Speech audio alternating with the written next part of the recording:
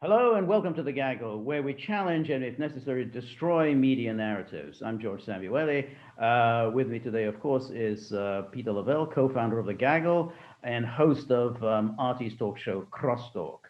Well, the other day, there was an interesting piece of legal news that, of course, was omitted by the mainstream media. Carter Page, who many people will remember, was had worked briefly on the Trump campaign in 2016 and was subject to a FISA warrant that was issued by the FBI in late 2016, or rather close to the election, a few days before the election, and then was subsequently renewed by the Justice Department within the Trump administration. So altogether, there were 4 FISA warrants issued against Carter Page. Of course, they found nothing about Carter Page. They did not find anything about that he was supposedly working for the Russians or the Russian agent, anything at all remotely suspicious or untoward about him. On the contrary, it was discovered that he had for years actually worked for the CIA as an informal informer. Now, Carter Page has filed a $75 million lawsuit against the people who instigated the FISA warrant against him. So that includes James Comey, Peter Strzok, Andrew McCabe, Lisa Page, and the DOJ and FBI in general. Now, the media, as I say, wants to pay no attention to this. I think he's got a very good shot. I don't think he'll get $75 million, but he's going to get, I think, a pretty penny because I don't think the DOJ will want to fight this. They don't really have much of a leg to stand on. And I think they're going to want to settle very early because a trial would be extremely embarrassing. All right, Peter, what do you think? That's really interesting you said there at the tail end, because, I've seen probably all of the interviews that Carter Page has done, and I think they've almost exclusively been on Fox. And I guess it was in his first appearances, he had not made it. He was I don't know if he didn't want to, wasn't allowed to reveal that he was a informal CIA informant. I think you remember a couple of those interviews that he kind of came off as adult because it was like, well, that was a weird answer. And now in retrospect, he kept his word and didn't reveal his status working with the intelligence agency. And the reason why I say that is that I think, he strikes me as someone that's super modest, straight-laced, former military, a little naive, okay? And I don't say that disparagingly. I mean, this day and age, maybe that's a positive attribute. I wish I had it sometimes. But I think he wants to clear his name. I mean, he wants his name to be cleared. And if he makes some money, all the better. And so it'll be very interesting to me if his lawyers try to convince him to go into an out-of-court settlement. And I don't know how that works with the state, okay, particularly at this high level. But presumably that is possible. Because you're absolutely right. I mean, the goods they got the goods against all of these operatives here. I mean, it's about as plain as day, okay? And we also, and you can throw in how early on the DOJ treated the Steele dossier as just the garbage that it was, but it didn't let on, okay? And because it did know that is the case that Carter Page can make, because the FBI and the DOJ in general knew it was opposition research, that it was this garbage, but they proceeded used it as a predicate. Yes. Dead to rights. I mean, there's no ambiguity there. Durham also said the same thing. Various Republican party reports from Nunez and his colleagues. So, I mean, dead to rights. And I hope that, if it goes to trial, I hope he gets like double, okay? Because this was just this was just an egregious assault on his rights. Well, that's exactly it. Because I hope he goes to trial. But I would imagine if the DOJ comes up with a large sum of money, there's obviously going to be a temptation for his lawyers to say, hey, take the money. I mean, you're set for life. Whatever, what a 15, 20 million, who's going to say no to that? But it would be good for this to go to trial because, as you say, he really is in a very strong position. They had the Steele dossier. They didn't do any due diligence on it. They didn't do anything to any kind of independent Well, verification. and we know the subsource was probably an operative for the Russian intelligence services. That's right. So that's it. And they knew this in January 2017 when this guy Danchenko had actually told them. They debriefed this guy Danchenko and told them, "Look, I just made this up. I don't know anything about this peeing in the bed. I mean, I just heard some gossip." So they knew this. They knew this was all garbage, and yet they renewed that FISA warrant 3 times.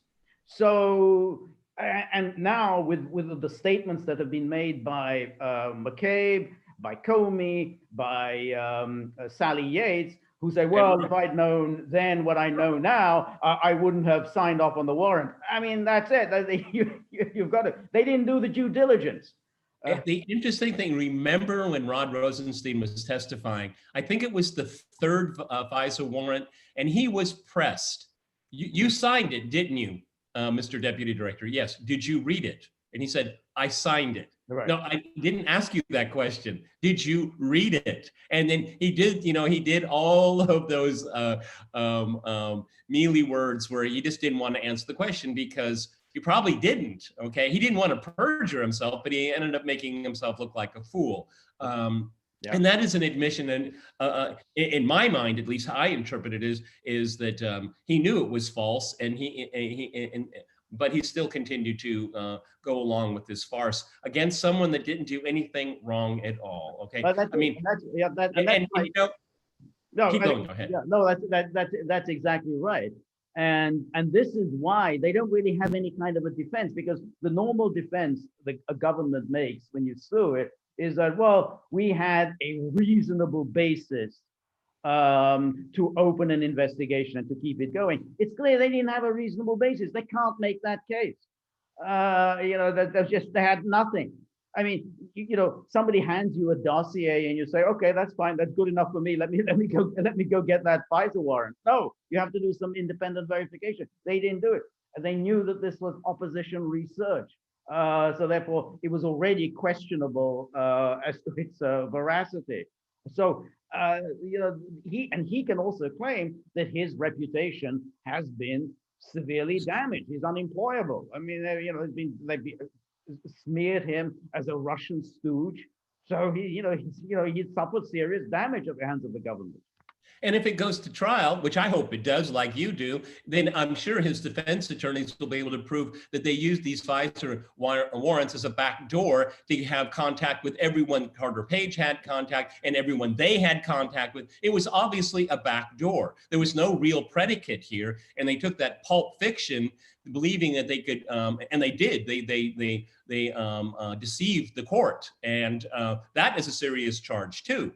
So, I mean, if it goes to trial, he's going to have his set of events, which are pretty well documented at this point here. You and I lament, and including our viewers here, that we may not, because if there is a Biden administration, all of this is going to be swept away. However, in the case of Carter Page, there's enough prima facie evidence out there that he's just going to have a payday, big time. That's a big, and what you said is a very important point, because yes, of course, the Biden DOJ will sweep it under the rug. Durham, we always knew that Durham's investigation was a giant fraud. It was just simply a kind of a fig leaf. So at some point, you'll come up with a report saying bad things were done, but it doesn't rise to the level of criminality. That was always going to be the end result. So therefore, it's a trial would be extremely useful. I mean, let's have people like Strzok and Page and McCabe and Comey come into the courtroom and explain themselves. And this time, they're not going to have polite senators grilling them. They're going to have tough guy attorneys making them look like idiots. So that would be very useful. I hope that goes. He won't be tempted to take the money and run. I mean, I hope that we'll have that trial. We need it. It's so important too, and I think the symbolism of it is imperative right now. Here you have the all of the assets of the federal government and the intelligence community punching down on a defenseless person that has done absolutely nothing wrong. As actually, covertly, he was serving his country after serving in the military also. So, I mean, the optics of it here would be just horrendous for the state, because now you went out and you hammered this guy into the ground with impunity, without any kind of restraint. Right. And the optics of that will appeal to a lot of people, because a lot of people feel that way right now. So Carter Page, you got some hard decisions to make. If you take the money, I wouldn't blame you. I wouldn't blame you at all. They made you unemployable for the rest of your life. No, you can't blame anybody. They're offering you several $1 million. No one says no to that. So you can't blame somebody for doing that. But it is very useful, because these people, Comey, McCabe, and others, they've gone on to big paychecks. They have suffered no consequences at all for what they did to Page and to the country and everything else. So it would be nice to see them squirm and to see them humiliated and to lose some money, because if they, if the trial court, the judges were a nice set of damages, they're all going to have to cough up some money out of their own pockets. Another interesting thing, and an important thing, because you even had Biden during the Biden-Trump debate, where Biden accused of Trump of being some kind of Putin's patsy, or whatever term he made. That was all the way into this month, George. This month, okay? Now, if we have a trial, and death, it's a slam dunk for Carter Page and his lawyers. Right. We're going to be able to say, but the fraud was exposed in court. Yes. Okay. Yes.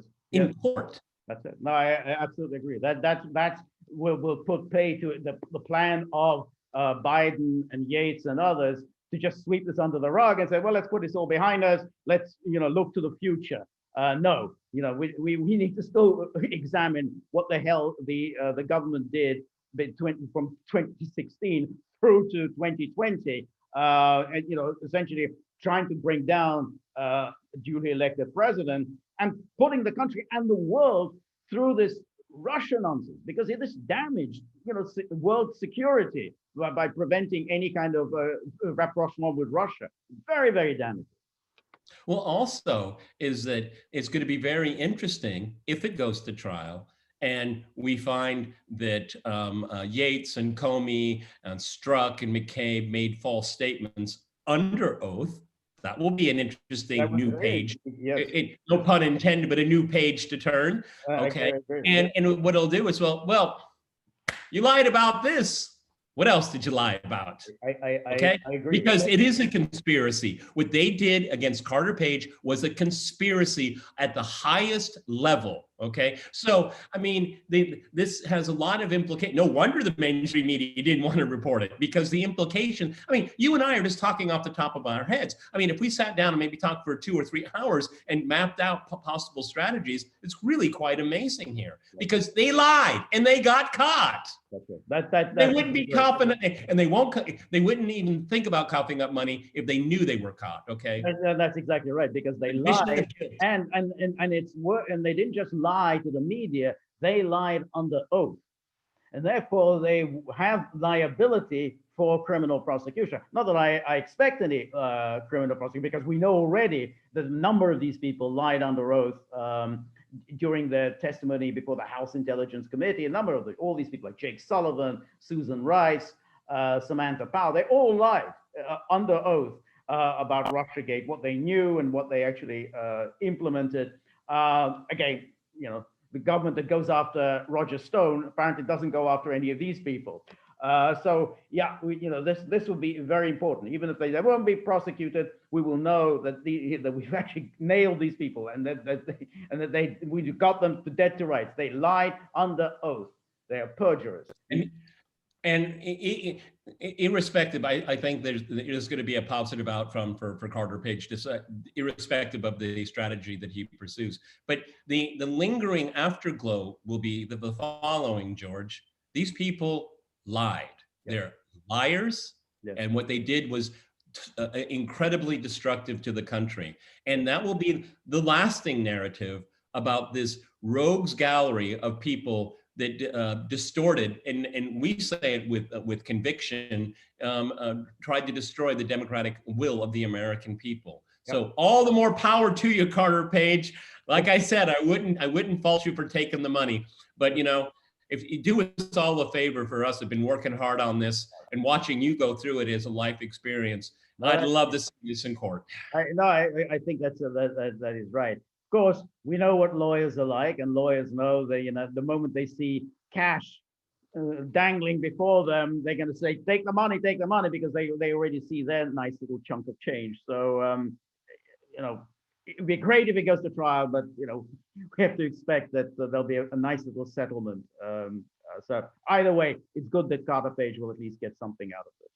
All right, well, we will of course be maintaining our customary laser-like focus on this lawsuit and on everything else. So remember, if you like the gaggle, please like, share, and subscribe. See you soon. Bye.